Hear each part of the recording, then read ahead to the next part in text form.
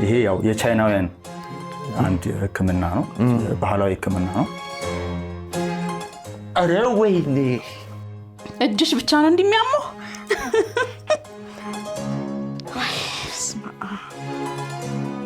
ማይታሹ ሰዎች አሉ። ለምሳሌ ከደም መርጋት ጋር በተያያዘ ህመም ያለባቸው ሰዎች ለምሳሌ መታሸት የለባቸውም።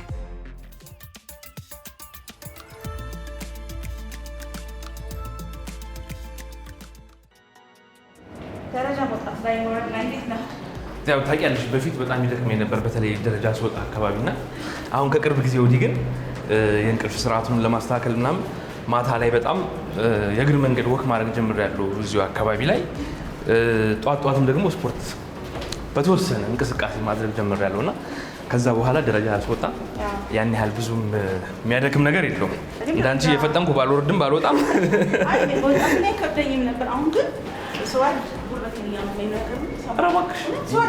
ያመኛል፣ ይሸቀሽቀኛል፣ ይወጋኛል ምናምን ማለት ጀመረሽ።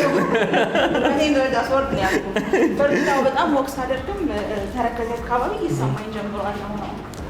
እንግዲህ እስቲ ዛሬ ደግሞ ምስራቄው ያመኛል፣ ይሸቀሽቀኛል፣ ይወጋኛል እያለች ነው።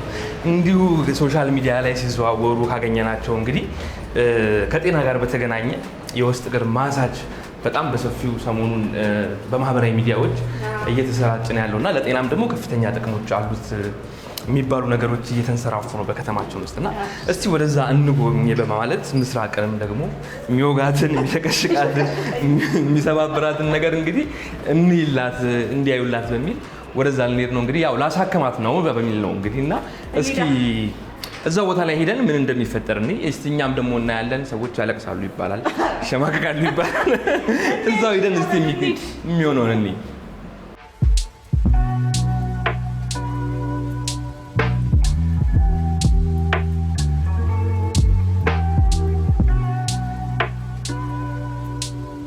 እሺ እንዴት ነህ? አለን ደህና አለን። ሳሙኤል እባላለሁ። እሺ አንተ? እኔ ነፃለም እባላለሁ። እሺ ከቃና ቴሌቪዥን የመጣ ነው። እንኳን ደህና ቆያችሁ። እንኳን ደህና መጣችሁ በሰላም። እንግዲህ እኛ በዋነኝነት ሪፍሌክሶሎጂ ነው የምንሰጠው፣ የሪፍሌክሶሎጂ አገልግሎት። ሪፍሌክሶሎጂ ያው ከነርቭ ጋር በተያያዘ የሚሰጥ አገልግሎት ነው። በሰውነታችን ውስጥ ወደ 7000 የሚጠጉ ነርቮች አሉ። የእነሱ ጫፎች እግራችን ላይ ነው የሚገኙት። ስለዚህ 7000 ነርቮች አሉ። ስለዚህ እነዛ ነርቮች ጠቅላላ 7000ም እግራችን ላይ አለ ማለት ነው። እግራችን ላይ አለ። እንደውም አንዳንድ ሳይንስ ሊቃውንት እስከ 15000 ይላሉ። ግን ያው 7000 ራሱ የተረጋገጠ ብዙ ነው፣ በጣም። ስለዚህ ይሄ ያው የቻይናውያን አንድ ህክምና ነው፣ ባህላዊ ህክምና ነው። ዛሬ 3000 ዓመት እንደ አኩፓንክቸር አይነት ማለት ይጠቀሙበት ነበር። አሁንም ይጠቀሙበት ነው። ባህላዊ ህክምናቸው በጣም ብዙ ነገር እነሱ አፕዴት አድርገውታል። ስለዚህ ይሄኛው ነገር ደግሞ እኛ ሀገራችን ላይ አሁን ላይ እየተለመደ ነው። የውስጥ እግርን በማሸት ነው በዋነኝነት የሚሰጠው። ስለዚህ ፔኖች ይኖር ይችላሉ። አንዳንድ ቦታዎች ላይ ስትታሽ ይጮሃል አሉ። የተወሰነ ህመም ካለ ይኖር ይችላል። ስለዚህ እግር እየታሸ ሌላ ቦታ እየተሰማ የሚያስጨው ነገር አለ ይባላል። እንደዛ መሆን ይችላል ማለት ነው? አለ። ለምሳሌ እናንጮሃለን ነው አሁን ህመም ያለባቸው ቦታዎች ሊኖር ይችላል። ፕሬዠር ኖሯል። ትንሽ ፕሬዠር ነው፣ በአቅም ነው ፕሬዠር የምንሰጠው። ለምሳሌ ይሄኛው አብሯ ጣት ነው። ይሄ አብሯ ጣት ነርቮቹ ጫፎች እዚህ ጋር አሉ። ለምሳሌ ነርቮቹ ይመጡና እዚች ጋር ይመጣል፣ እዚህ ይመጣል። እነዚህ ጣቶችም እንደዚህ ጫፍ ላይ ይኖራሉ። ስለዚህ ይሄኛው ቀጥታ በመነካበት ሰዓት ከዚህ ከጭንቅላት ከብሬን ክፍል ጋር ይገናኛል ማለት ነው። እና ሆርሞኖች አሉ፣ እንዲህ ሃይፖታላመስ ፒቱታሪ ግላንድ የምንላቸው ኦርጋኖች አሉ። የሰውነታችንን ትልቁ ማስተር የምንለው ግላንድ ያለው ለምሳሌ ብሬናችን ላይ ነው። ስለዚህ እሱን በምናነቃቃበት ሰዓት ከራስ ምታት ጋር በተያያዘ እንዲሁም ከእንቅልፍ ማጣት ጋር ከእንቅልፍ መቆራረጥ ጋር በተያያዘ ችግር ቢኖርብህ እዚህ ጋር ብቻ በማሸት ያን ነገር ማስተካከል ይቻላል። እኔ አሁን የእንቅልፍ በጣም መዛባት አለብኝ። መዛባት ችግር ይሄኛው ከእንቅልፍም ከራስ ምታትም እንዲሁም አናት ማቃጠል። ለምሳሌ አንዳንድ ሰው አናቴን አቃጠለኝ ይላል። እንደ ማዞር አይነት ስሜት የሚሰማቸው ሰዎች እቺን አብራጣት ብቻ በማሸት ሙሉ በሙሉ ውጤት ማምጣት ይቻላል። ብዙ ሰዎች ውጤት አምጥተዋል። ለምሳሌ ማይግሬን ለምሳሌ በአንዱ ጎን ወይ በዚህ ከፍሎ የሚያማቸው ሰዎች አሉ። ይሄኛውን ፓርት ብቻ በማሸት ውጤት ማምጣት ይቻላል ማለት ነው። መስኪ እንዴት ነሽ? ደህና ነኝ። እንግዲህ አጠያቂ እናንተ ጋር መጥቻለሁኝ። እናንተ ሪፍሌክሶሎጂ ነው የሚባለው የምትሰሩት? የእግር ላይ ብቻ ሪፍሌክሶሎጂዎች ነን። እስኪ ታስተዋቂኝ ስለ ራስሽ። እንዴት ነው የጀመርሽው? በምን ጀመርሽ? እኔ የጀመርኩት ያው በልምድ ነው። በጣም ልምድ ነርቭ ጫፍ በመንካት እንደዚህ ለሰው ልጅ ሕክምናውን እንሰጣለን። በተለያየ ኬዝ ላለባቸው ሰው እንደዚህ አሁን ለምሳሌ አንቺ ራስ ምታት ካለብሽ፣ እንቅልፍ ችግር ካለብሽ እንደዛ አይነት ኬዞች ሕክምና እንሰጣለን። ደስ ይላል። አሁን እኔ ይሄን ሰሞን እዚህ ጋራ በጣም ብዙ መንገድ ሲል ያመኛል፣ ተረከዜ ጋር ማለት ነው። ያው ተረከዝ አብዛኛው ጊዜ ከወገብ ጋር የተያያዘ ነው። ለምሳሌ ብዙ ሰዓት የምትቆሚ ከሆነ፣ ረጅም ሰዓት የምትቀመጪ ከሆነ እንደዛ አይነት ኬዞች ወገብ ያምና አንድ ሳይድ ከዛ ታፋ ድረስ ይመጣና እየተወ ይመስላል ያ ሳይድ፣ ከዛ ወደ ተረከዝ ይወርዳል። ሄሞሙ ወገብ ያማልካሽ ሰው ልኮ ወገብ ታማሚ ነው። አብዛኛው እኛ ጋር መጡ ወገብ፣ ጉልበት እንደዛ አይነት ችግር ያለባቸው ሰው ነው ጊዜ ማለት ነው። ስለዚህ አሁን እያልሽኝ ያለሽው እያንዳንዱ እግራችን ላይ ያለው ነገር ከመላ ሰውነታችን ጋር ይገናኛል እያልሽ ነው? ይገናኛል። ብዙ ጊዜ ለምሳሌ ነርቭ ዋና ቦታ ያለው እግር ላይ ነው። እግር ጫፎችን ላይ የተለያየ ኬዝ፣ ለምሳሌ ኮላሊት ካለብሽ፣ ኮላሊት ኢንፌክሽን፣ ሽንት ቱቦ ኢንፌክሽን ካለብሽ እግር ላይ ነው የምታሸው። አሁን ይሄንን ብታሹ ያንን የምታሹ አመመኝ ያልኩሽ ቦታ ነው የምታሹ ወይስ ጫፎቹን እየመረጥሽ የትኛውን በነካው የቱ ጋር ይደርሳል እያልሽ ነው የምታሹ? ተረከዝ የሚያምሽ ከሆነ ያው ራሱ ቦታ አለው። መሀል ላይ ሙሉ ነው ግን የሚታሸው። የታሸሽ ያ ጫፉ ቀስ በቀስ የለቀቀሽ ነው የሚሄደው። አንድ ጊዜ አያሽልሽም። ድግግሞሽ ያስፈልግሻል። ምን ያህል ጊዜ መምጣት አለብኝ? በከባድ ኬዝ አሁን አንቺ ኬዝ ብዙም አይደለም ተረከዝሽ ግን አሁን ደስ ስትነኪ ራስ ያማ ብቻ እስከሚሆን ድረስ ይመጣል። ያ ኬዝ ሲሆን ትንሽ በጣም በደንብ ነው የሚቆየው። ቢያንስ ይታያል ማለት ነው ግራ ላይ ነው። ይታያል። አሁን አንቺ ብዙ አይደለም፣ አንቺ ቢያንስ 1-4 ዙር ብትታሺ ይቆማል። አሁን ግን አየሽው እንደዛ ማለት ነው። በምን አወቅሽ? ይታወቃል። ያው ግሬም ስለሆነ አንቺ ብዙ የሚቆይ አይደለም፣ የሚመለስ ነው እንጂ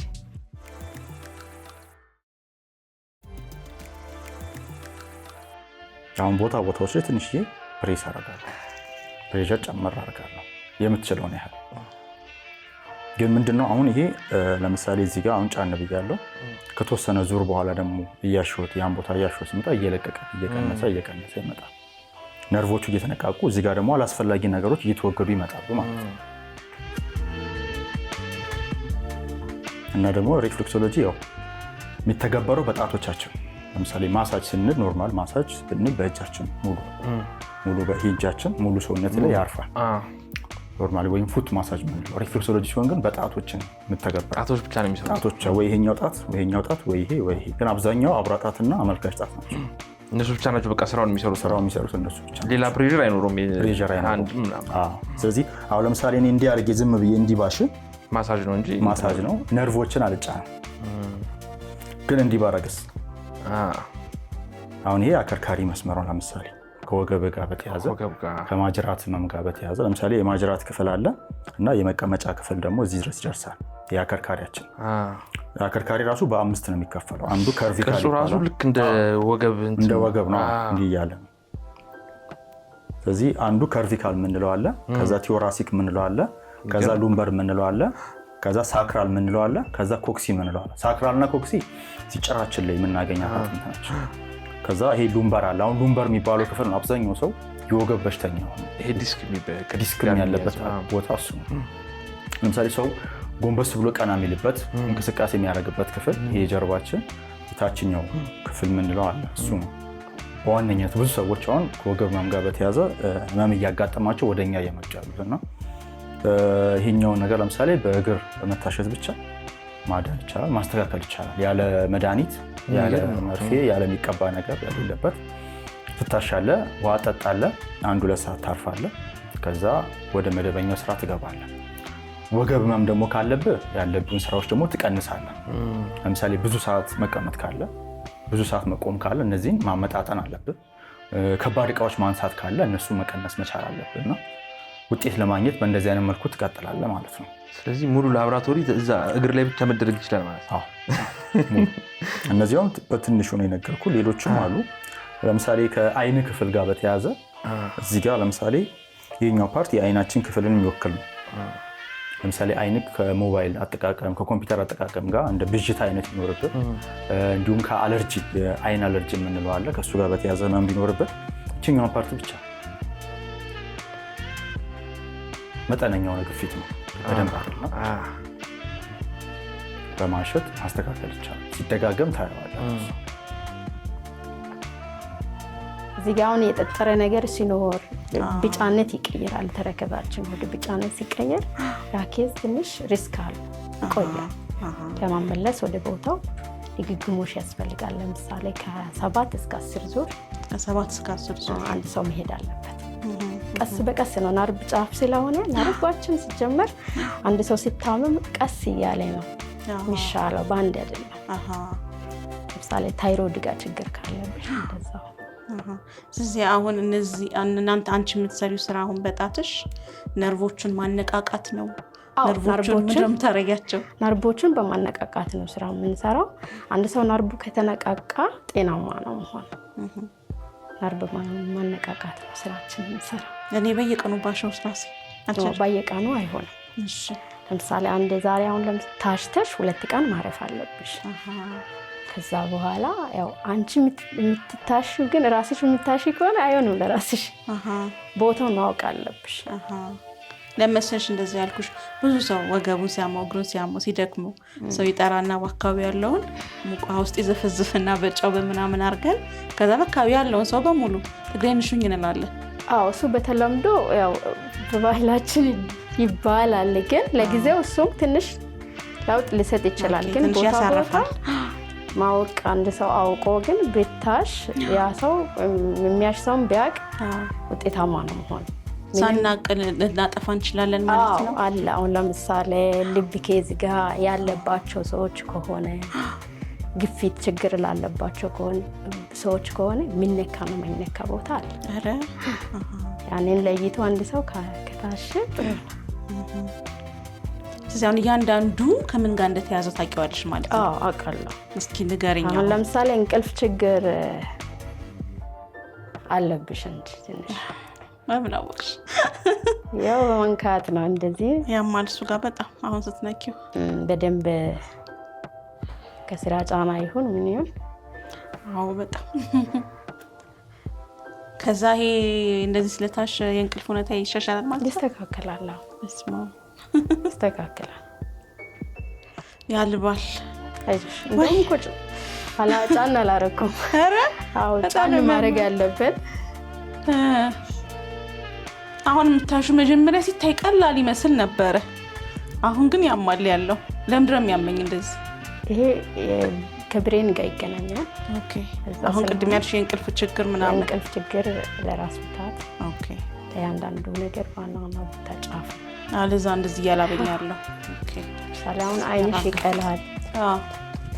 ለአይን ቅላት በመታሸት እንትን ይላል ብዙ ጊዜ ይቀራል። ይስተካከላል። እንትን አደርጋለሁ ብዙ ጊዜ ኮምፒውተር ላይ ቁጭ ብሎ ሞባይል ለሚያበዛ ሰው እሱም እንደዛ ይስተካከላል በሽታ። አረ መስማ ያማል በጣም።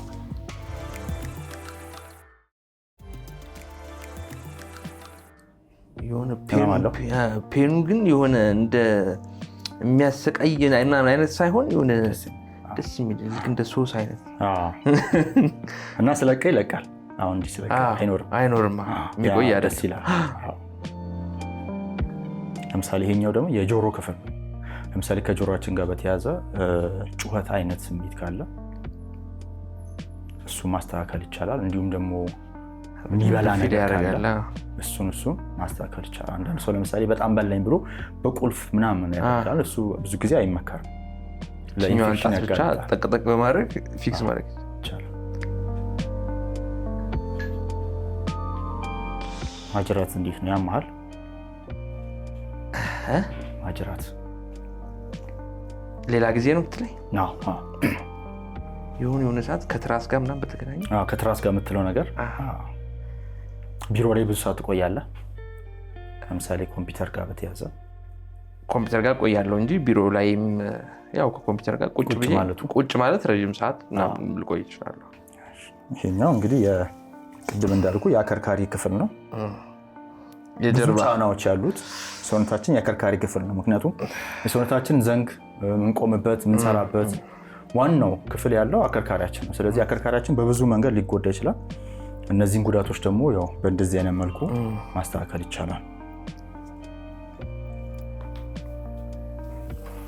አሁን ቀጥታ ይሄ እዛ እንዳሾክ አይነት ነው የሚሰማው። አዎ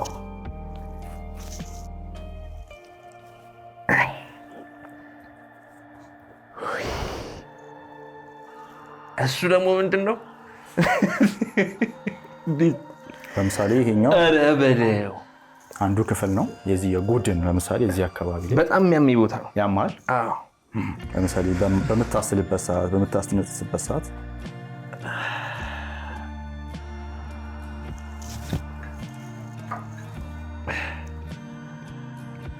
የተወሰነ ስለሆነ አንድ 4 ሰከንድ 3 ሰከንድ ያህል ይዘን እንቆያለን። ብዙ ነው 4 ሰከንድ።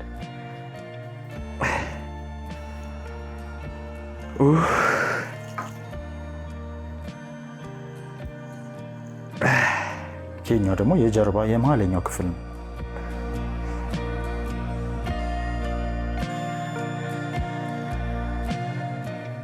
ስለዚህ እያንዳንዱ እዛ ጋር የሚያመው ነገር መፍትሄ እየተሰጠው ስለሆነ ነው። ለዛ ስለሆነ ነው። ትንሽ ጫን ካልተደረገ ደግሞ ለውጥ አይመጣም ላንቺ። ለዛ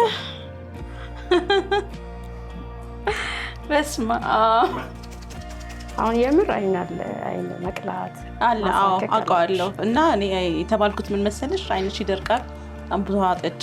ያው እንዳልሽው እንቅልፍ አምሽቼ እሰራለሁ። ጠዋት ሌሊት ነው የምነሳው። ልጆች አሉ አይደለ? ለነሱ ምሳ እናስራለን እንላለን። ከዛ ደግሞ ያው የቤት ስራ አለ። ስለዚህ እንደ አብዛኛው እናት እንቅልፍ ላይኖረኝ ይችላል። እንዳልሽው ግን እኔ ዋና ችግር የመሰለኝ እዛች ቅድም የነገርኩሽ ተረከዜ። አዎ ለሁሉም አንድ ሳይድ አንድ ነገር ብሎ ይመጡና ለብዙ ነገር ነው ጥቅም ይዘው የሚሄዱትና የግድ ተረከዝ ሲባል ተረከዝ ብቻ አይደለም የሚታሸው። ግዴታ ሙሉ ጫፍ መነካት አለበት። ለዛ ኦኬ።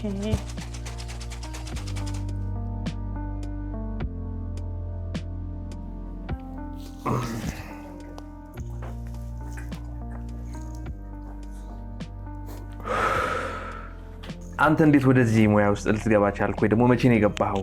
እንዴት ነው የተማርከው? እኔ እንግዲህ የተማርኩት ከአባቴ ነው። ከአባቴ ነው የተማርከው? ኧረ እባክህ በእውነት? እሺ። አባቴ ነው ያስተማረኝ። እሱ ወደ 32-33 ዓመት ያህል በዚህ ሙያ ላይ ቆይቷል። ብዙም ያው አልታወቀም ነበር በፊት። አሁን ባለፉት 10 ዓመታት ነው እየታወቀ የመጣው። ስለዚህ እሱ በነበረበት ጊዜ ብዙ ሰዎችን አገልግሏል። አሁንም እየሰራ ነው። አሁንም እየሰሩ ነው። አባት ይሰራል። የእድሜው ትንሽ ገፋ ያለ ቢሆንም እየሰራ ነው። የአቅሙን ያህል እየሰራ ነው። ስለዚህ ከሱ ነው የተማርኩት። እሱ ደግሞ ያው በፈረንጅ ነው የተማረው በፊት። ስለዚህ የዛሬ 33 ዓመት አካባቢ ማለት ነው። እና ያኔ የነበሩት መጽሐፍቶችም አሉ። ትምህርቱ አሁን ላይ ብዙም ኢትዮጵያ ላይ የለም።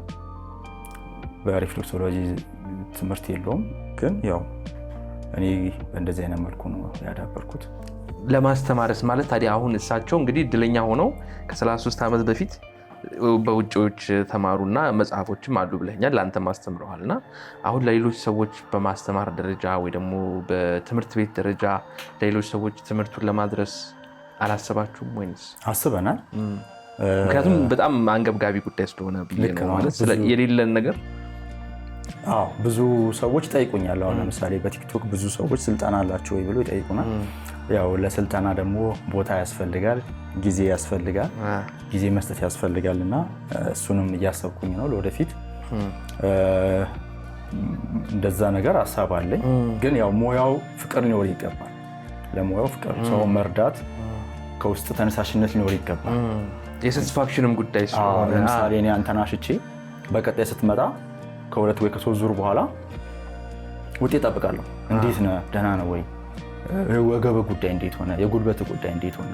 እጠይቅሃለሁ። ውጤት ካለ በጣም ደስ ይለኛል። ግን ዝም ብሎ ማሸቱ ምንም ደስታ አይሰጠኝም። ደስታ የሚሰጠኝ የአንተ ውጤት ማምጣት ነው። ስለዚህ ለዛ ነው ሰዎችን ተደጋጋሚ ጊዜ መታችሁ አገልግሎት ውሰዱ።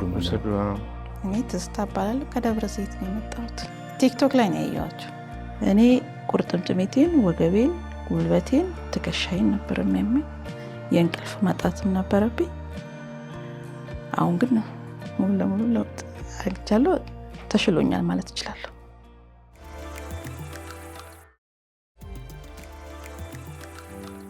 እሺ ስለዚህ አሁን ከራስ ምታት ጋራ ከሁሉም ነገር ጋር እያያዛልሽ አይደል?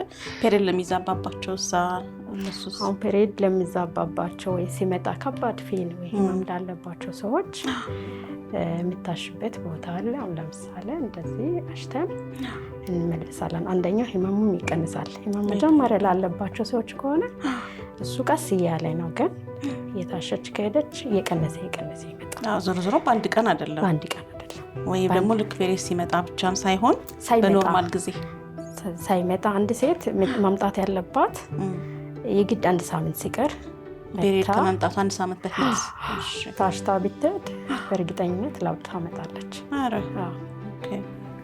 ማይታሹ ሰዎች አሉ። ለምሳሌ ከደም መርጋት ጋር በተያያዘ ህመም ያለባቸው ሰዎች ለምሳሌ መታሸት የለባቸውም። የሚመጡ ሰዎች አሉ። ለምሳሌ ሌላ ቦታ ተመርምረን ምንም የለም ሲሉን፣ እኛ ግን እግራቸውን ብቻ አይተን ነክተን እናውቀዋለን።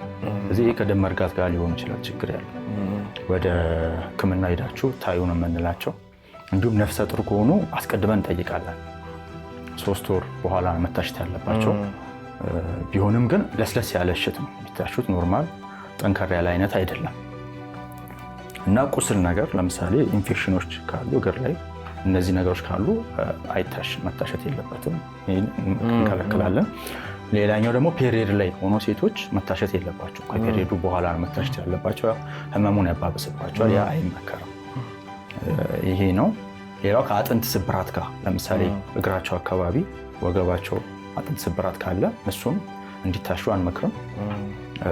ይሄ እነዚህ ሰዎች ወደ ህክምና ሄደው እንዲታዩ የምንመክረው። እሺ መስኪ እንግዲህ ያው እያመመኝ ነው መሀል ላይ የማቋርጠው የሚያዩን ተመልካቾች እንግዲህ መታሸት ቀልድ እንዳልሆነ እንዲያውቁት ነው። ልክ ሲታይ ሁሉም ነገር ቀላል ይመስላል አይደል? ከበሮ በሰው እጅ ሲያዩት እንደሚባለው። አሁን ግን የሚፈለገው ቦታ ላይ ለመድረስ ግዴታ ባለሙያው በደንብ ማሸት አለበት። ለዛ ነው እኔም በደንብ የታሸ ስለሆነ እየከበደኛል። ስለዚህ አሁን ታችኛው ወገቤንም የሚያመኝን እሱንም እያወቅሽ ነው ማለት ነው። ያው መቼም የወለደች ሴት በአጠቃላይ እንደሱ አይነት ህመም ይኖራታል ብዬ ገምታለሁ። ስለዚህ ታችኛው ወገብ የሚያማቸው ሴቶች እግራቸውን በመታሸት ብቻ እንደዚህ አይነት ሪሊፍ ያገኛሉ ማለት ነው። አዎ ለውጥ በጣም ያገኛሉ። ብዙ ሰው ደግሞ ያገኘ ነው። ምን ያህል ጊዜ መደረግ አለበት ለወገብ? ቅድም እንዳልኩሽ ነው። ኬዙ ከባድ ካለ ከኬዙ ጋር ይገናኛል። ለምሳሌ ከባድ ህመም ካለባት እስከ 10 ዙር እስከ 12 ከዛም በላይ መታሸት አለባት እስከሚተዋት ድረስ ማለት ነው። እስከ 12 ዙር ማለት በየስንት ጊዜ? በየሳምንት? በሳምንት 2 በሳምንት 3 ቀን።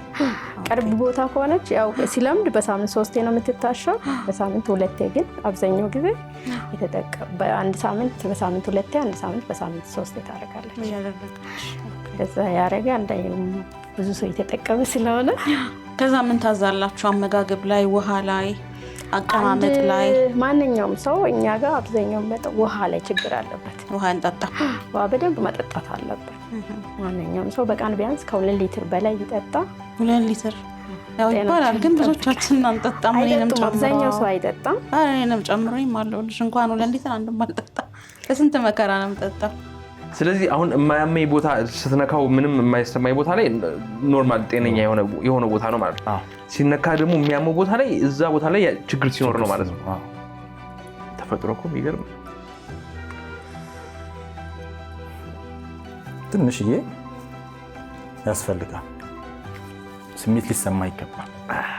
አሁን ይሄ የነርቭ መስመር ስለሆነ ቀጥታ ዳይሬክት ነርቭን ያገኙት።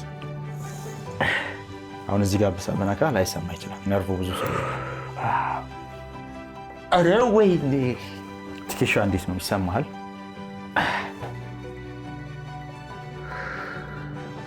ይገርም ነው። ስለዚህ ጨጓራ ህመም ያለበትን በመታሸት እንትን ሊያገኝ ይችላል።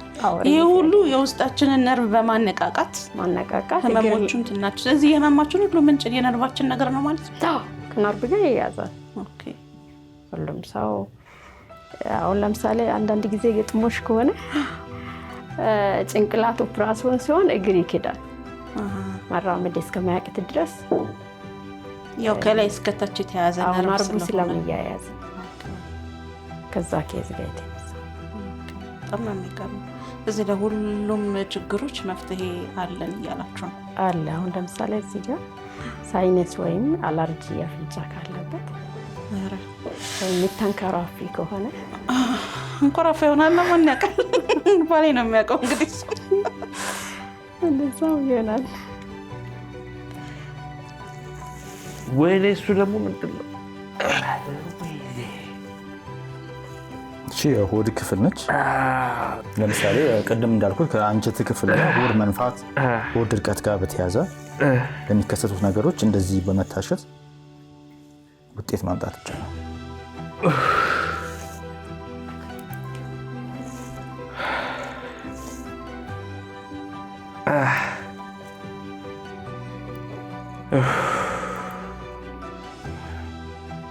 ያደክማል እንዴ? ማዋለጃ ክፍል ምጥ ያው እንዲህ ደግሞ ካልታሸ ውጤት ስለማይመጣ ነው።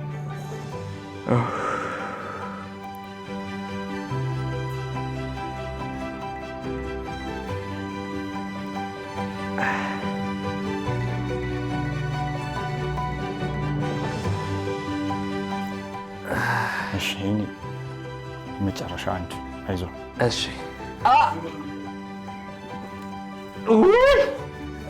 በቃ